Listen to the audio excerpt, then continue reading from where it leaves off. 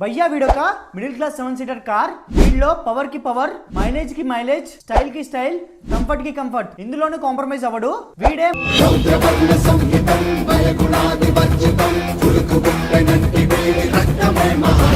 వీడు పుట్టింది లగ్జరీ కోసం కాదు, అవసరం కోసం.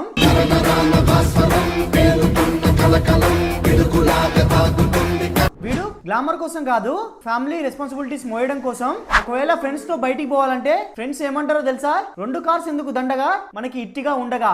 ఎందుకంటే బడ్జెట్ లో ఫ్రెండ్స్ అందరూ ఎక్కడికైనా వీడితో వెళ్లి రావచ్చు. మార్కెట్ లోకి ఎన్నో కార్స్ వస్తుంటాయి పోతుంటాయి, కానీ మారుతి ఇట్టిగా మాత్రం లోకల్.